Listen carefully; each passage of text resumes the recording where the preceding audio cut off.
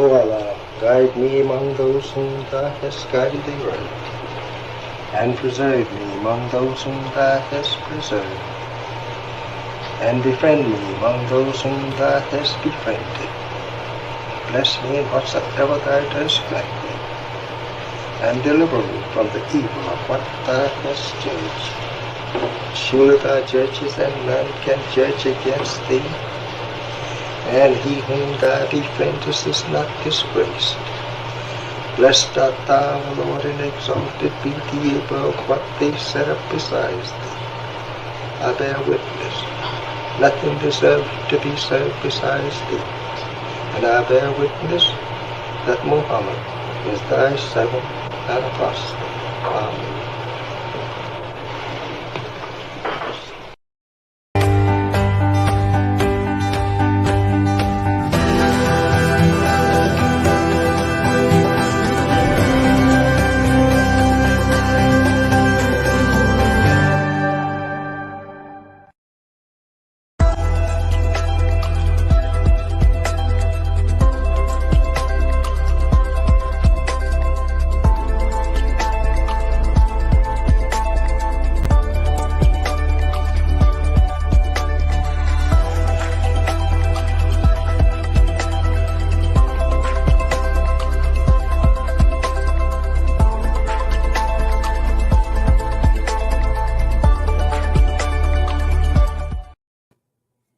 Greetings, family, and assalamu alaikum. Peace be unto you. We are Black by popular demand. Some of y'all don't know that, but that was a saying that was really popular when I was in college. We would say something was Black by popular demand. So I'm saying that we're Black by popular demand because the last few Thursdays we've taken off because I was traveling. I had some conferences and speaking engagements. And so now we are back ramping up for our event on September 3rd. But before we get to the event on September 3rd, I just wanted to tell you all about our commemorative Elijah coins. Many of you know about them. I was able to scrounge up, I have a piece of hair that's like driving me crazy. I was able to scrounge up like another 20, but they're going fast because I had some loose coins that we had not yet graded. And so I got the foundry to put them in the casing like this. Not this thing, this. And so my sister Sheba Muhammad is sponsoring and gave us some free chains to give to you. So I'm going to show you that video, tell you a little all about it, and I'll come back in a couple minutes. So come on in. Make sure you're thinking about your questions. I thought we would ease back into the series on manifestation by talking about whatever your questions are. And then I have a quick video I'm going to show you. So I'll be right back. Greetings, supporters. Our new sponsor, Sister Sheba Muhammad, through her jewelry company, is giving you a free sterling silver chain when you purchase your commemorative Elijah coin pendant. The link is in the bio. That's a little short video just about the chain.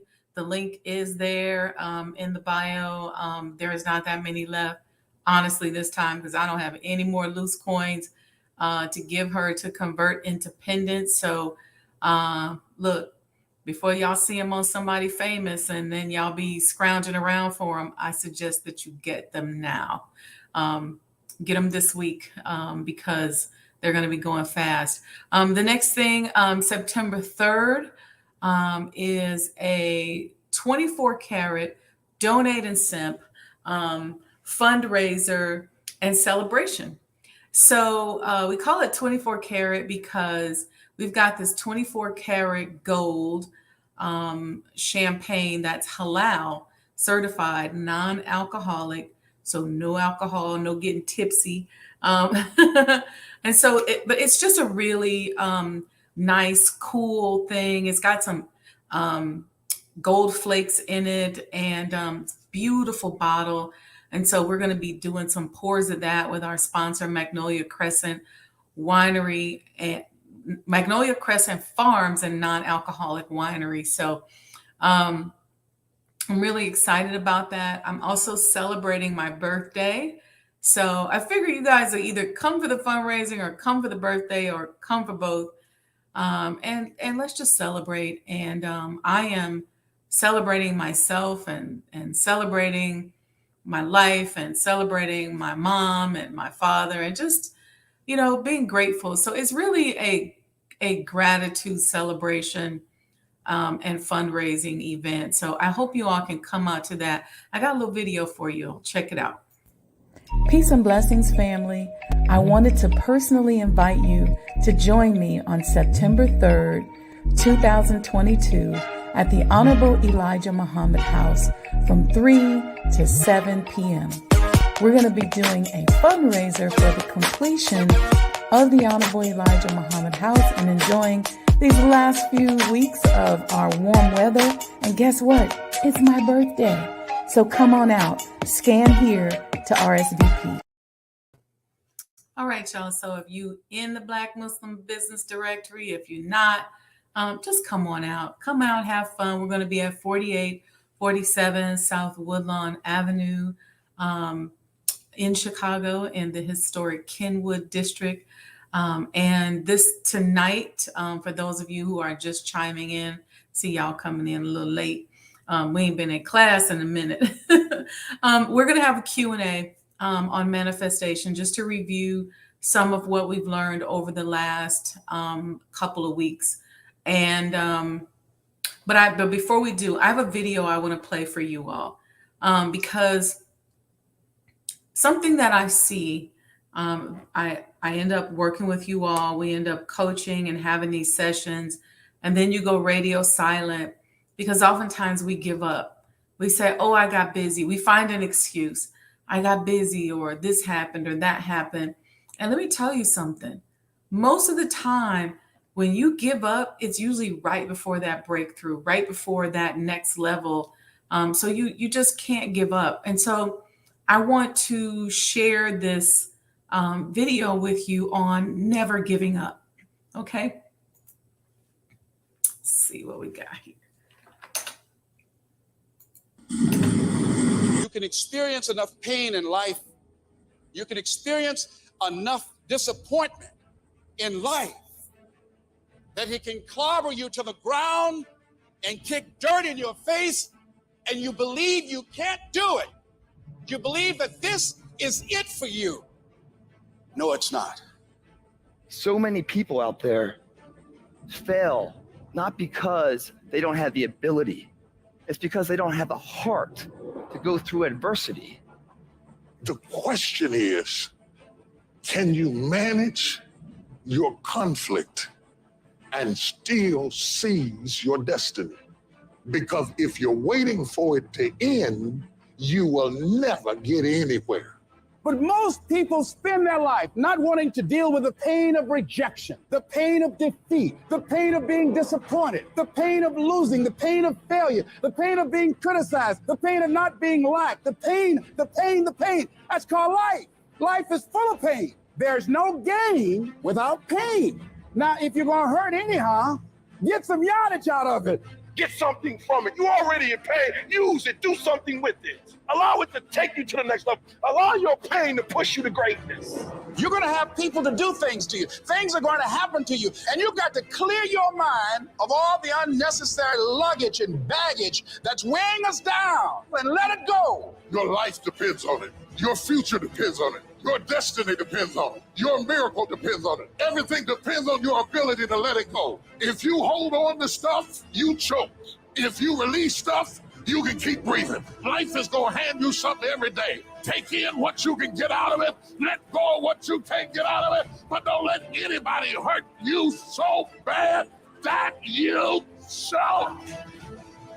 Life gonna whip your butt. Life is gonna bully you. Stop whining. Stop crying. Nobody cares. Be demanding. Let it hit you, but don't let it punk you. This is not an opposition.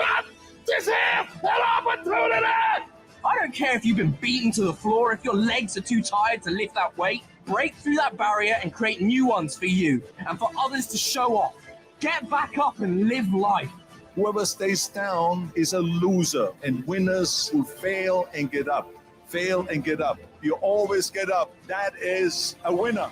It's a guy that's willing to get knocked down, finally tested on fortune, stand back up, the perseverance to see it through, the never say die attitude. But if I don't win, I showed up, I gave my valid effort. And tomorrow I'll do the same thing. And I'll continue to throw shit against the wall. Every time I get knocked down, I will get back up and I will succeed. I will not surrender. The moments that take your breath away are the ones that count. You need the downs to make the ups. You need the ups to create the downs. You need to feel the opposites to truly understand the full reality of the life you are living. You can dream of these things, but understand you can also achieve them. You got to make it happen, or it's not gonna happen. You got to get up off your hind paws and bust a move, or nothing is gonna happen in your life.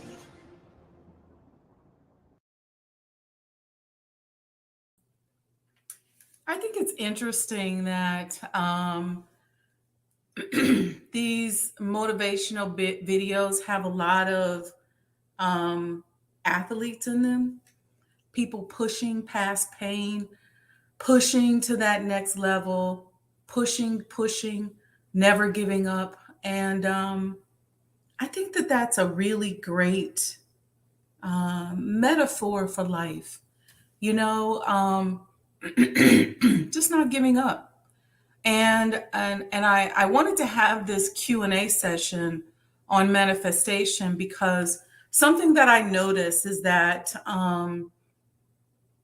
we get motivated, we get excited, we're moving forward, and then something happens and just lulls us back to sleep. And sometimes we don't even know. And that's why I call it lull us back to sleep, because we don't even know that we've literally gone back to sleep. We dip right back into our routine. We run back to the side and go, ooh, let me go somewhere and be safe. Let me jump over here and go be safe. We run to whatever comfort we have. A lot of it has to do with not having a diversity of people around us to give us certain types of advice. What do I mean by that? Oftentimes when a person loves you and they're afraid for you, or they don't want to lose you, or they don't want you to get hurt, they don't necessarily give you their full blessings.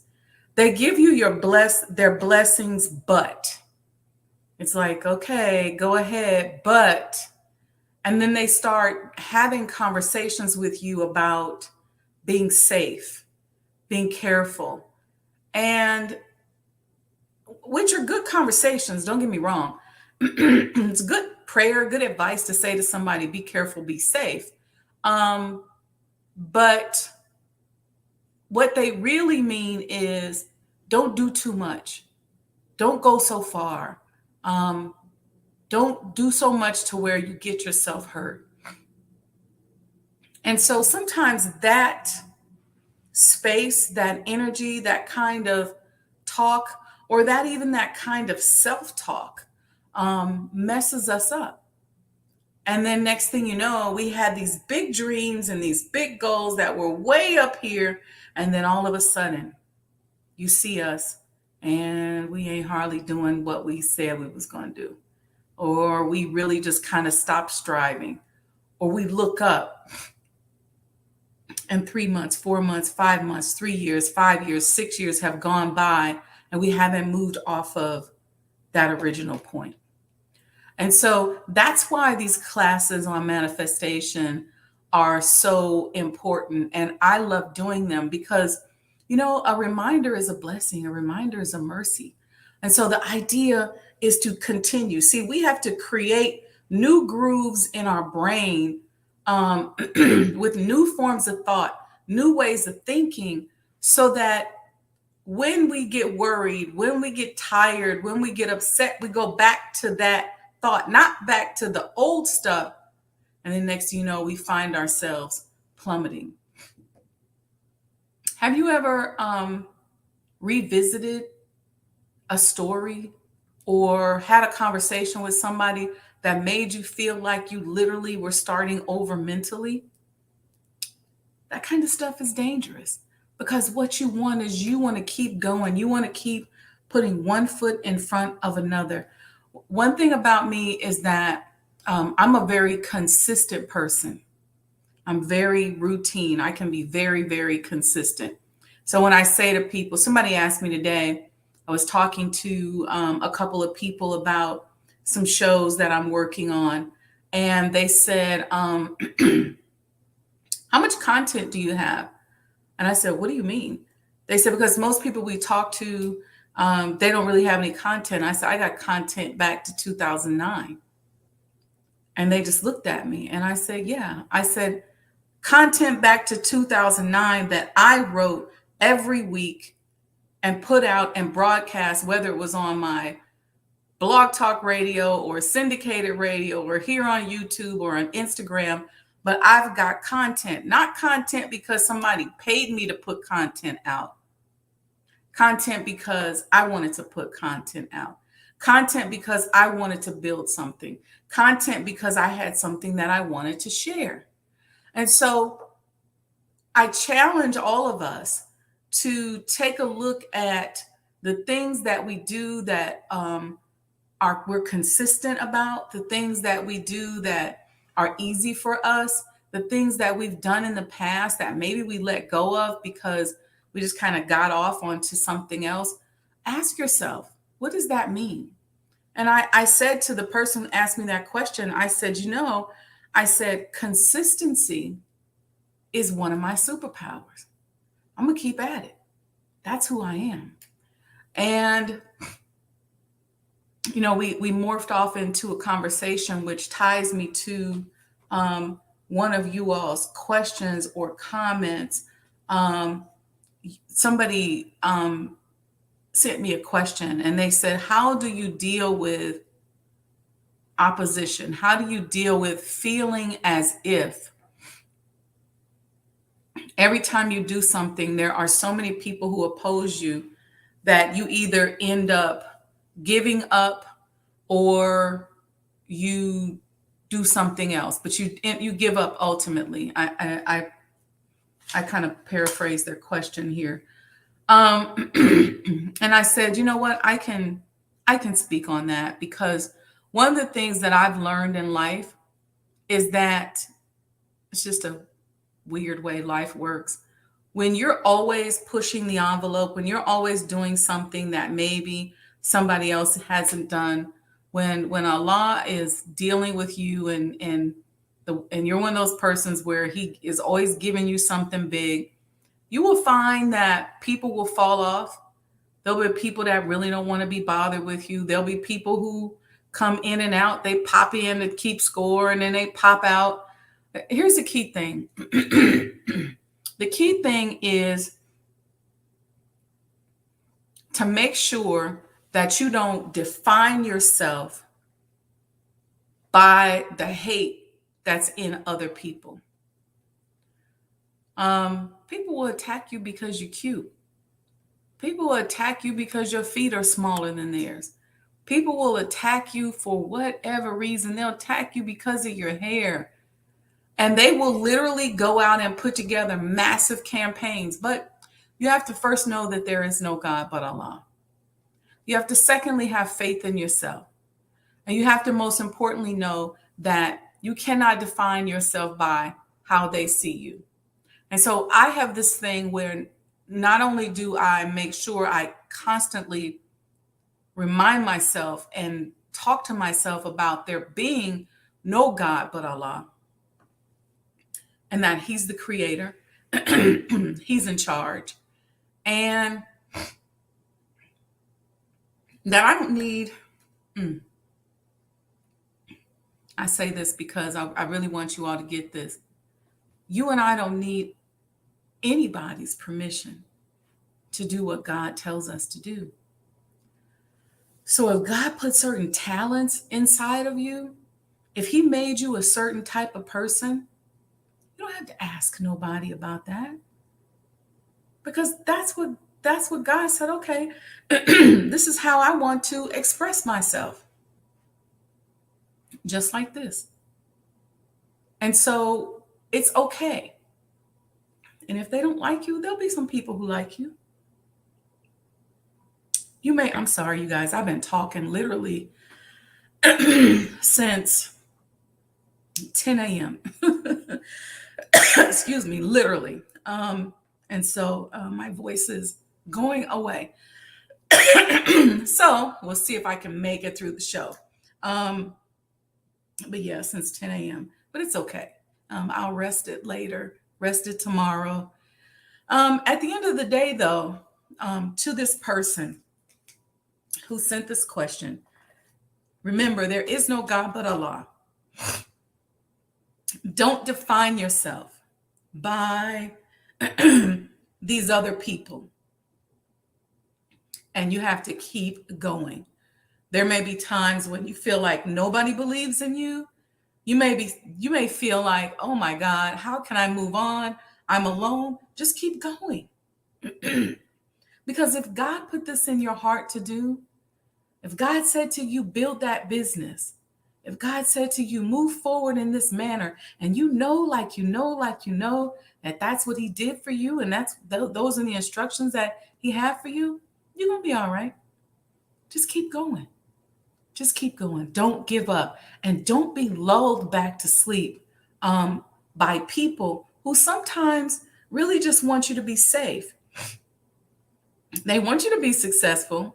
They're looking forward to it. They're happy for you, but they're like, but be careful, So you always want to take into account certain types of advice, and you want to pay attention, especially when you're dealing with people who are wise and can really help you. But you also want to make sure that you understand how to incorporate that into your mission and what it is that you're supposed to do. And the beautiful thing is, if you can find someone in your life who is advising you as you're moving, right? So it's like you're on a moving train and you pull up to them and they're moving too, and they're advising you as you're moving. To me, that's the beautiful thing. So look for those kind of people. Look for those kind of people who will say, come on, I'm going to help you. Let's keep moving. Not people who are going to say, stop. Don't do it. Don't move forward. Don't open a business. But keep going. You're going to make mistakes. I'm sorry, you guys. You're going to make mistakes. You're going to fall down. There are going to be times where it's not going to work. You just got to keep going. Just keep going. Okay, let's see. Who else has questions? Let me go back to my notes. I started this morning talking. I had, let's see, 3 interviews. And then I had 1, 2, 3, 3.5 Zooms. So I've been in a Zoomiverse all day. Okay. Somebody asked me another question. So this person said that they were, excuse me, working with something. They were negotiating. I'm trying to read this without giving too much details because I don't give people's business. They're working on something. They thought it was going good, and then all of a sudden the negotiations stopped. And they weren't able to follow up with the person or connect with the person, they're saying. And they're just really trying to understand what that means. Okay. And I would say to you, this is how I do business. I think there's a fine line between sales and selling yourself and pushing yourself and maybe going where you're not wanted. And so if this person or somebody you're working with just kind of went on and then all of a sudden they went radio silent on you, and if this is a potential vendor or a potential business partner, I think you have to ask yourself, is this the type of business partner or vendor that you want to work with? Do you want to work with somebody who, as you guys are working along and doing and building and developing something, that they just go radio silent? Because even if you have a problem, if that's your business partner or your vendor or your customer, you owe them an explanation. You should be saying, okay, hey, such and such happened in the business. I lost my manager, whatever. You can post the questions right here, sis. Whatever happened, it could be something very real. Look, I lost half my staff during the pandemic or whatever, but make sure you're in communication with that person that's your customer, your business partner, or your vendor.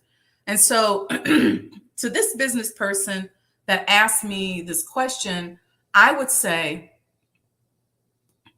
I think it's worth it to follow up, but I really wouldn't trip too hard, because I don't know that I really want to be in business with someone who just kind of drops off the face of the planet. In this case, this person said that this is the second time that they've been in negotiations with this person, and the person just drops off. You know, you got to look at it like a relationship, right? If you're in a relationship with someone, you know, let's say you're dating a guy or a guy's dating a girl, and then there are just times where they just go radio silent. They don't talk to you. You don't hear from them for a week or so.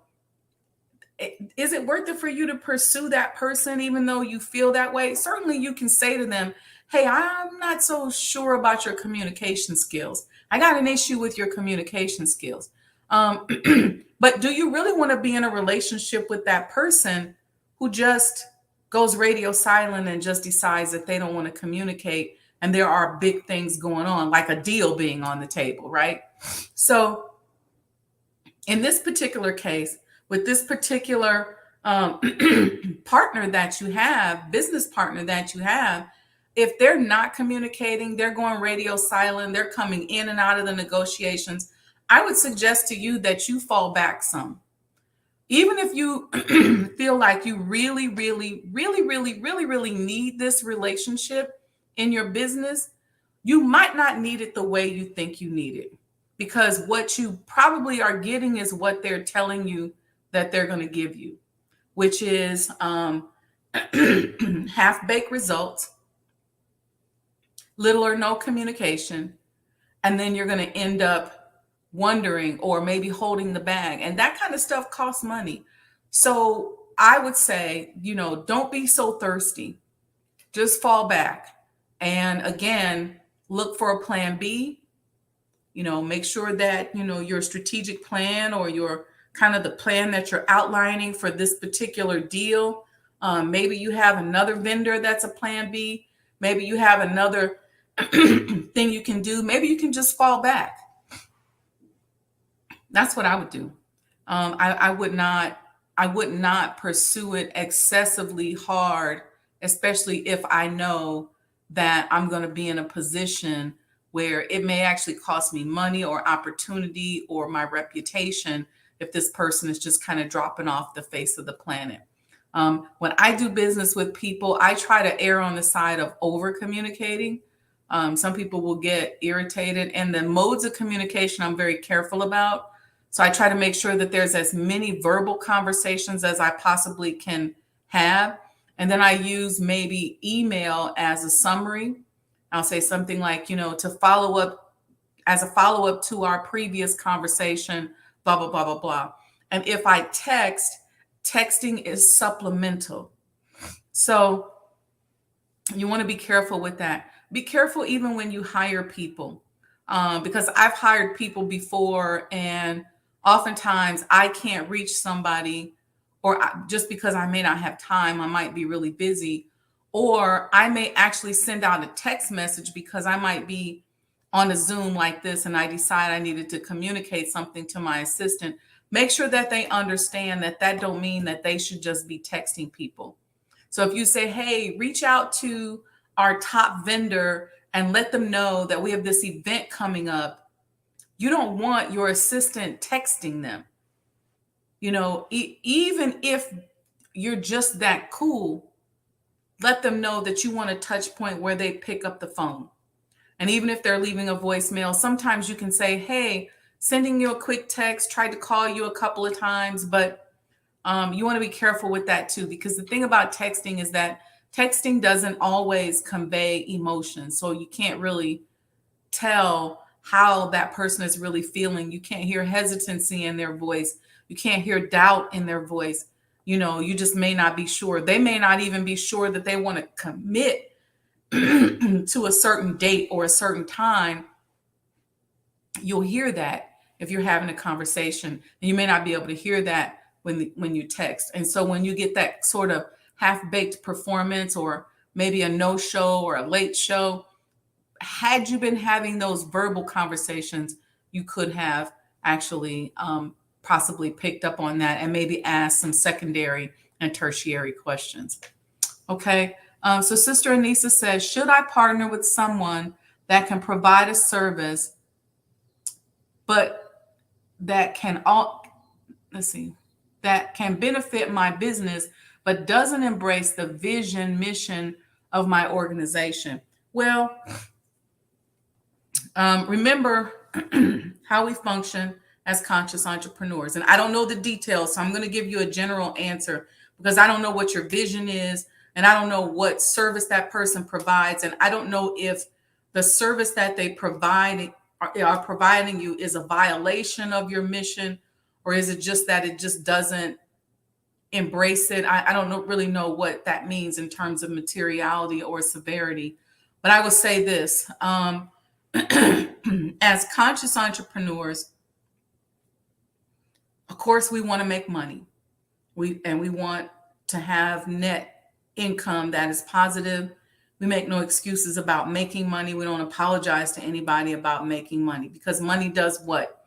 It gives us options. It gives us choices. It allows us to support family and friends and causes that are important to us. So we don't worship money. Money is a tool that we use on our journey to liberation. So, so that's the first thing. But the second thing is that you also have another stakeholder, which sounds like you do, which is a vision or a mission. I'm at a point in my spiritual relationship with my business where I don't compromise my vision and my mission for things that are contrary to it. I will say that there has been a time in business where I've had to do that. So here's an example. If I'm focused on doing for self, if I'm focused on being conscious and being able to do things that align with my spirit and my goals, then there have been times where I've worked jobs where I didn't like the people there. I didn't like how they did business. I didn't like how they handled things. I didn't like who they were. And so in a sense, that was a violation, or it was a little off-putting to my mission. But I took that job, or I took that project because I felt like I needed it. Would I have taken something that was way off, a real severe violation, a very material violation? I probably would not have. But today I'm a lot more sensitive to that, just because I've had a lot of years of practicing and fine-tuning myself to that. So you have to decide, because here's the thing. Everything you do has a consciousness attached to it. So if you do business with this particular partner or this vendor, there's a consciousness attached to it. And depending on how it impacts your brand, It may mess up your brand by having you associated with that person or that partner. Or maybe it really won't. Maybe it's a purely viable partner or brand connection, but it's just something deep down inside that you know isn't right. But again, you got to answer, how material is that gap? How important is that gap? Because for a lot of us, you know, you working out in the world, you may not be able to get that perfect marriage depending on where you are in your business. You may not be able to make those choices, but you really have to make a decision. How material is that gap? If that gap is a violation of who you are, if you are a Muslim and you're partnering with somebody that sells pork, I would say that's a material gap. Okay. If you are a Muslim and you say, well, you know, I don't sell shrimp, but you're partnering with somebody who is a shrimp manufacturer and that's what they sell, then I would say that that's a material gap. Those are the kind of things that I'm talking about.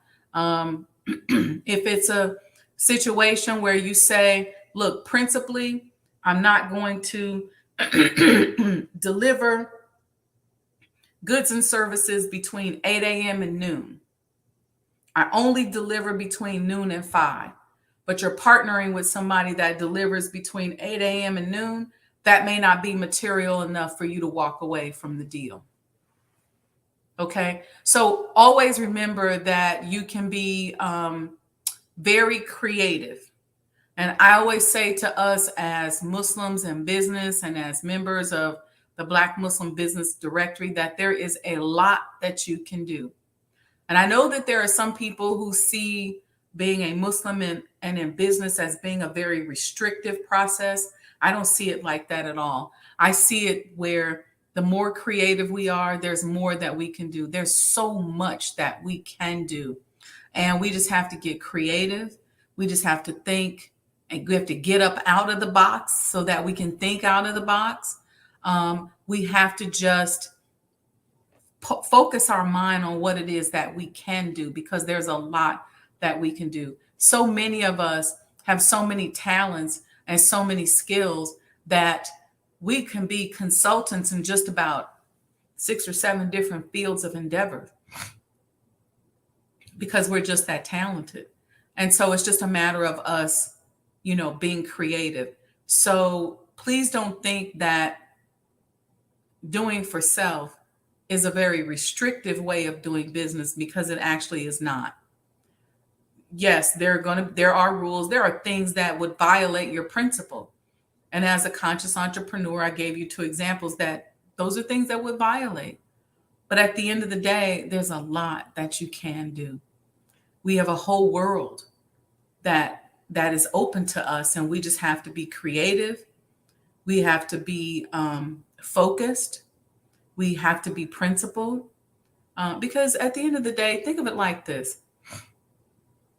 If the Honorable Elijah Muhammad said to us, get up and do for self, then that means that we can get up and do for self. And that means that if we follow his instructions, he's going to help us. He's going to be there for us.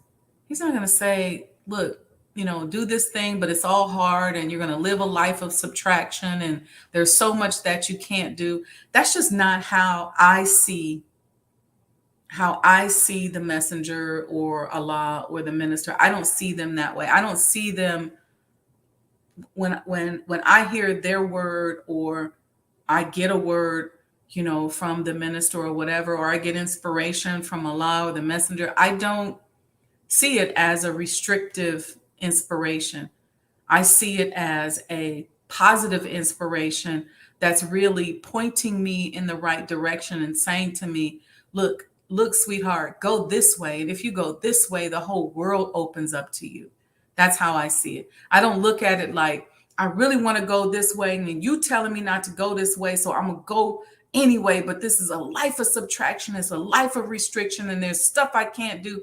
I don't operate from that energy space. So if the minister says to me, look, daughter, turn this way and go this way, or if I feel some inspiration or I'm reading some text, whatever, and it says go this way, then what I see that as is Allah pointing me into a much more fertile and beautiful situation and a direction. So that's just kind of how I see it. I don't see anything that they say to us or offer to us as a way of restriction. I just don't, that's just not the way I see it. Okay. Any other questions? Type in your questions on manifestation on your businesses. Thank you, Sister Anissa. Let me know in the chat if I answered your question or if you'd like to give me some more detail and I can share some more of my thoughts on your questions. On your question, I'm happy to do that. Let's see who we got in here. Sandra D. Wa alaikum salam, Sister Sandra. Sister Alita, wa alaikum salam. Sister Alicia, wa alaikum salam. Wa alaikum salam, wa alaikum salam. Wait, okay, thank you all. So yeah, Sister Anissa, you can put more detail in there if you want me to share more. But I just really want to expound a little bit more on, don't think of your Islam or your Christianity as being a restrictive life. Yes, we have restrictive laws. Yes, we have 10 commandments. But these are guideposts. That's how I look at them. They're guideposts that tell me what direction I should be going in. It's how I look at even emotions. I say, okay, this is the direction I should be going in. Allah said, don't go that way. That's fine. I'm not trying to go that way. If he said don't go that way, that's fine. Because I know he loves me. And I know that he's only going to point me in the right direction. Sandra said, great show on Wednesday because I feel like the brother who was in the belly of the beast running away. And oh, yes, thank you. Then Sister Anissa says, thank you for your love and guidance. Yes, you answered in part. I prefer sharing more via email. Okay, that's fine. That's no problem. And again, remember, if you don't want to share your question here, I can try to answer it. Or if you just want to give it to me in principle, I can try to answer it as well. But one of the biggest questions that I'm getting a lot from a lot of us as Muslims is it okay to do this? Is it okay to do that? And I was very fortunate in my early career in business and as a young Muslim to learn how to infuse my belief system into how I moved. That became very, very important because I learned how to, whether I was writing policies and procedures, just kind of weaving in certain principles that I believe were high level principles and an elevated way of thinking and handling and doing things. And so I try my best to function on that level. And so there were a lot of questions in the DM when we talked about manifestation on like jealousy and haters. And I didn't even write all of those down. I popped out those two, but just in general, this whole thing about haters and jealousy. Listen, y'all, don't worship your haters. Do you know that literally sometimes we make gods out of our haters? We make gods out of our naysayers. And we really become like polytheists because we're so obsessed with that person that we think opposes us or that person that we're competing against or whatever. We are so obsessed with that we literally bring more and more and more of that into our lives. And at the end of the day, you can agree to disagree with someone. And that person doesn't have to be your enemy. A person can just decide they got the right to say, you know what, I don't like you. And that's okay too. But, Don't allow all of that to become a God and occupy all this space in your mind. Be very careful with that, because I know that it's very popular. It's so popular now out here in pop culture to be like, oh, my haters. And I hear people say, you know what, as soon as somebody tell me that I can't do it, then that's when I really go to town. And then that can be a good motivation, but it also can be bad, because you should be self-motivated. Really. So I'm not going to even get all off into the whole thing about haters and naysayers and all of that. I'm just going to say to you that there is no God but Allah. So don't make a God out of that person that hates you. Every time you open your mouth, you don't need to be talking about them. Every time you open your eyes in the morning, you don't need to be thinking about them.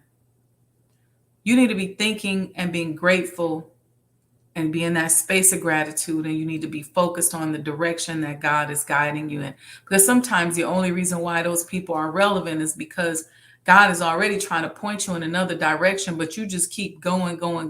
See, everybody has their role, their talents, their gifts. And let me tell you something. What's for you is for you. What's for me is for me. And there really ain't nothing neither one of us can do about it. So you can drive yourself crazy worrying about what God has for me, and I can drive myself crazy worrying about what God has for you. But at the end of the day, it's nothing you can do about it. Even if I was studying this the other day and I said, you could get mad at somebody. You could say, you know what? I don't like Sister Sajda because she was given a certain gift. But what you don't realize is that you ain't got nothing to do with that gift, and neither does Sister Sajda. Your problem is really with Allah. So if you don't like me because of something I have, and I don't like you because of something you have, ain't neither one of us got nothing to do with it. Think about that. Okay, Sister Sandra said, when you have a brand and it's taking 1 year or more for trademarking, but you want to get it out there, should I put the brand out there anyway while waiting for the trademark? Yeah, because a lot of times they want to see you using the trademark in commerce. And so what you want to do is just put that parentheses TM after the phrase or the word or whatever it is that you're trademarking. Put that. Once it becomes a registered trademark, then you put the R with the circle around it. And you just do that by putting the parentheses in the R. And then usually if you're using Microsoft Word, it'll convert it.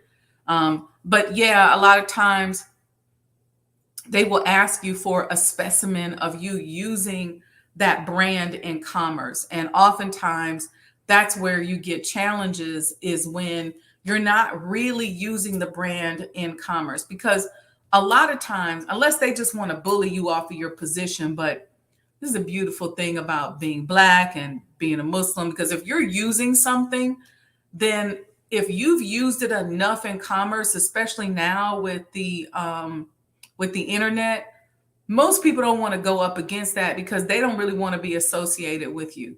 They know that most of us as Muslims, we're shadow banned on social media.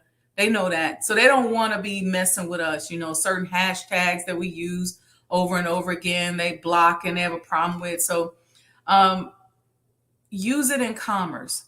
Make sure you're using it. If you're not doing anything but, signing your name and putting that little TM, but I would go ahead and use it. Unless you created something and you're challenging somebody else. So let's say you're trying to use something, but I'm already using it in commerce and you're challenging me, then you probably should not use it anyway. But in most cases, if you did a trademark search, you don't really see anybody else using it in the manner that you're using it, you should go ahead and use it and begin to brand yourself to do that. All right, family. Any other questions? What we talk about? Trademarking. We had some of that. We had some branding comments. Branding is very important today. I think branding has always been important, but what's happening now is that you have people with their individual brands. And I see a lot of people now who don't even know what their individual brands are. And because they don't know their individual brand, they are feeling restrictive. But there again, at the end of the day, know your individual brand. Sis says, okay, I've been stuck on that. Good strategy. Yes, ma'am. Okay. All right, family. Praise be to Allah. Let me know in the chat if you're already registered for September 3rd to come up for the event at Sajda House, 4847 South Woodlawn Avenue. We hope you all can make it. It's nice, sober sophistication, a little upscale fun. Have a good time. This is the type of thing, because here's the deal. Some of us only know how to socialize if there's certain elements involved, right? So popular culture is like, fun is associated with getting drunk or getting high or acting a certain way out in public. Okay. But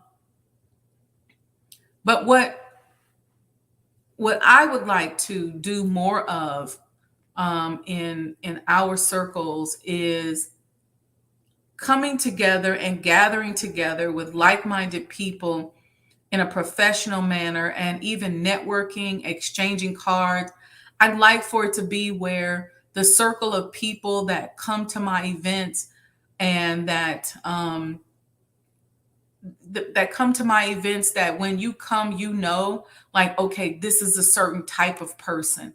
I can get that person's card and I can exchange business cards with them, and we can explore and do business, because that's one of the hardest things out now. It was hard back in the day, because back in the day when they would have like all these different conferences and stuff, and you'd go there and you'd collect all these cards and nobody would ever follow up. But then you just never got in the room with the people in order to be able to put those deals together. Well, what's happening now is that people can connect with you a lot easier. You can meet people on social media. You can go to an event. You can exchange big business cards with a billionaire or even a millionaire. But you just never know who's who. You never know what other principles they deploy in order to get their business done. You never know what they're doing behind the scenes or how they roll. And so it becomes very difficult nowadays to determine whether or not you should even do business with a person, because it's almost like going to bed with them, because you just don't know anymore. And so I think what we have to do is find safe environments for people to come and to meet people that they can potentially do business with. And no matter what environment you meet people in, you should still do your due diligence. But I just think it's important to kind of remove some of those layers and bring people together for causes that are important to all of us. And this is just a way of elevating our method of socializing, right? And that's what's important. And so for me, when I get an opportunity to go to an event where I know that there are sincere minded people, and I know that people got good hearts, and for the most part, especially if I like the host, then I try to go and patronize and do business. And I'm just a supporter of other people and anything Black anyway.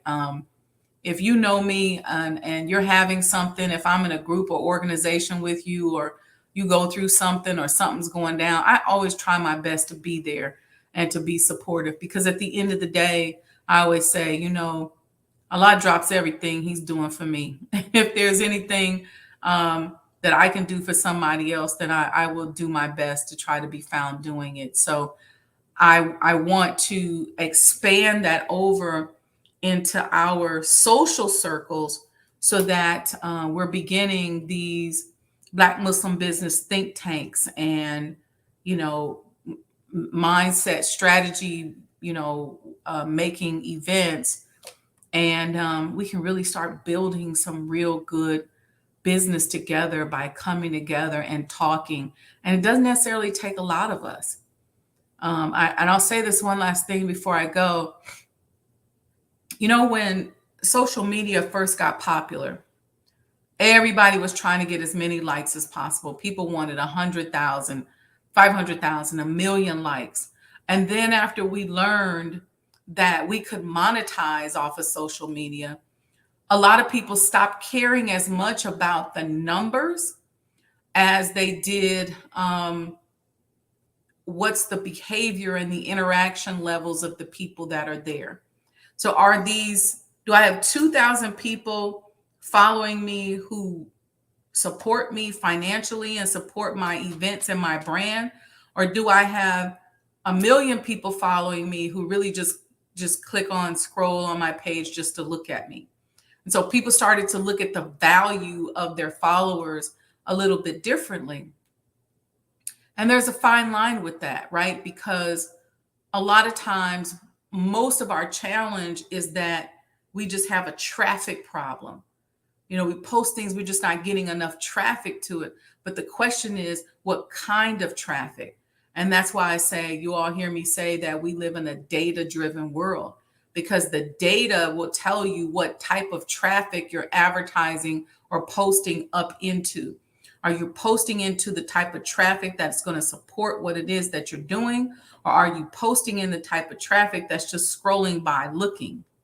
And so you have to make that decision. So that's where you become strategic with advertising. And believe it or not, a lot of marketing and advertising, quote unquote, professionals don't even understand this. They don't even understand what I'm talking about.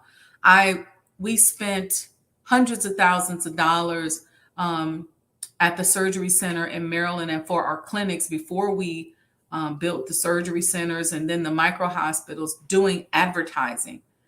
And I would sit down with, advertising groups, and I would talk to them about the behaviors of our patients or our quote unquote customer base. And I would explain those behaviors because I wanted them to place me in a medium or in a capacity where I could attract people with those types of behaviors. And then I also wanted to understand what the different behaviors of people were. And I will tell you that in most cases, most of these advertisers, these marketing people, they cannot tell you. And so I got to the point as a business person where I stopped relying on them for that data and for that information because I knew they couldn't tell me. And so I got to the point where I had studied the market so much in metropolitan DC that to this day, I still know the healthcare behaviors of the people in the different regions. I know what people from Southeast DC are going to respond to when it comes to a healthcare standpoint. I know what the people in Montgomery County are going to respond to. I know what the people in PG County are going to respond to. I know what the people in Northwest DC are going to respond to. And I studied it so much where I started to learn that. And I do the same thing today with my followers as it relates to my other brands. And so I would encourage each of us as business people that are on here to make sure that we know our customers. Make sure we know where our customers are coming from. If we post something and you get a sale or you get a certain amount of hits, then understand what that post is and where you're getting those customers from. I can tell you what videos I post and what if they got sales or if they didn't. I can tell you what people want to see. I learned something when I was doing Blog Talk Radio, in that I used to always interview guests.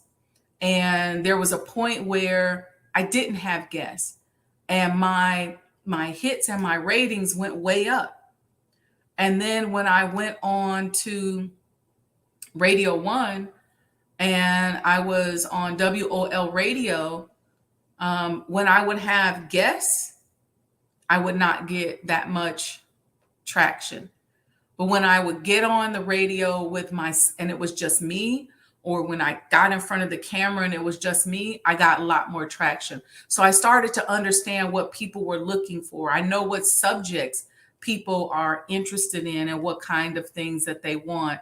And then knowing how to put that in the mold that is my brand. And so these are important things. So pay attention to your customer responses. Get data when customers come into your store. Hey, where did you hear from us from? Because you get these marketing people and they will tell you, you need to take out ads on Facebook and Instagram and LinkedIn and Google. And you may find that none of these things are converting into dollars. What are they doing? Sometimes what I would find is certain advertising mediums or certain marketing methods would be education. And I'm just really getting the brand out there. For example, in healthcare, when you advertise and you put a lot of money into advertising in, say, Montgomery County, really all you're doing is paying for education, because people at a certain socioeconomic level, certain income level, certain socioeconomic level, I think is better. They're not going to go to a doctor that they see on television. But people in other socioeconomic circles will. Why? Because a lot of them have been disenfranchised and they're really tired and they're ready for that second, third, fourth opinion. These are just things that you have to know. And so you got to know that. Sandra D says, you have a great spirit, sister, and I'm using gratitude more. Oh, all praises due to Allah. Yes, gratitude, gratitude, gratitude, gratitude. Look, whenever I get stressed, I use gratitude generally, but look, whenever I get stressed, I'm always about that gratitude. I look around, I will look on this desk.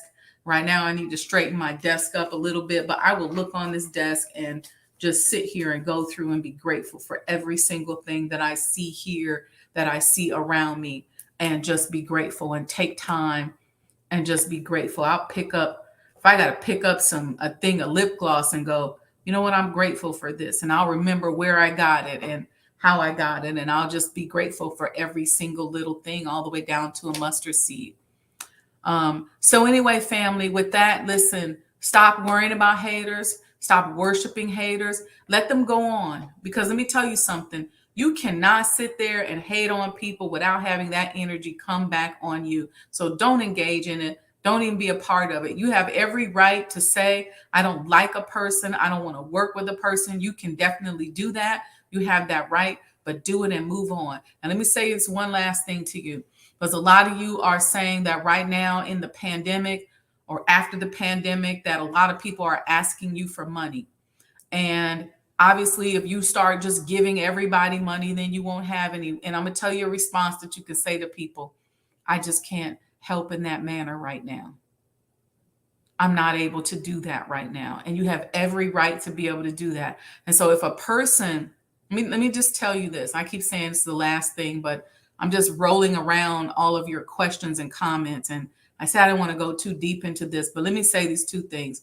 One, if you have somebody that you're in a so-called business relationship, personal relationship with, and somebody walks up to them and tells them something negative about you, and that person throws you away, then they were not your friend in the first place.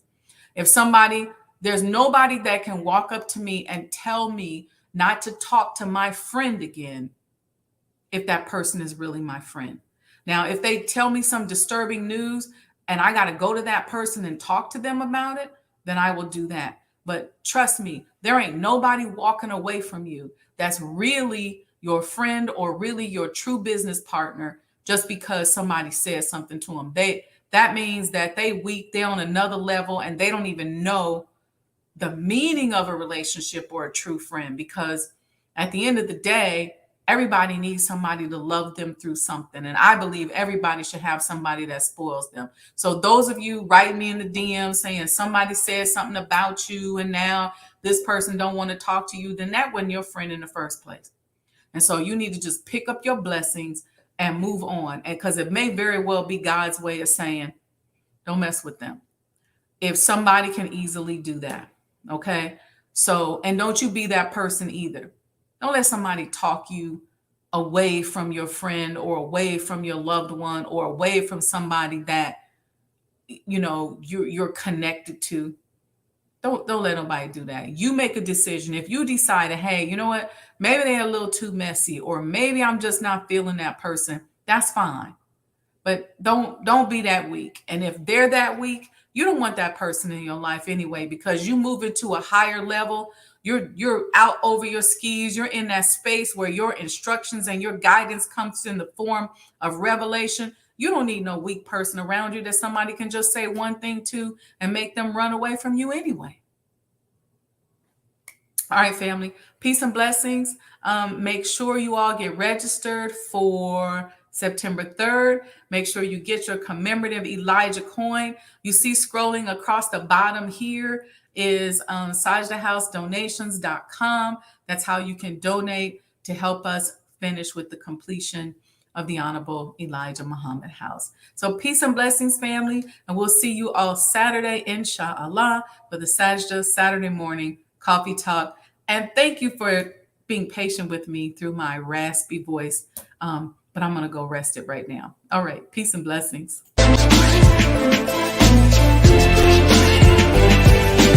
You belong to yourself.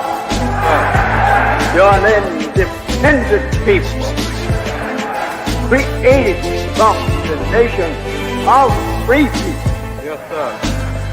You don't need to go nowhere but to yourself. Yes, sir. There will be a great separation. Yes, sir. So I said, it is on now. The college is meant to prepare you for your future. That the time dictates that if we don't do something for ourselves as a people, we will be destroyed. And the aim of the enemy right now is to take us out. We have God with us. We have Him as our guide. Yes, sir. We don't have to stand around here and ask the question, what must be done? Yes, sir. Get up and let's go and do something. Yes, sir. We cannot sit down. We cannot lay down. Yes, sir. We must get up. Yes, sir. And go to work. Do you know what real joy is in life? Visioning something and bringing it into reality. That's real joy. Do you know what the next step in joy is? Behold how good and how pleasant it is for brethren to dwell in unity. Tonight, you need to fasten your seatbelts. We're going to hear from some of the greatest minds in the world. I don't know about you, but I'm tired of trusting our future and the future of our children into the hands of those who don't love us. I believe we need to revitalize black leadership.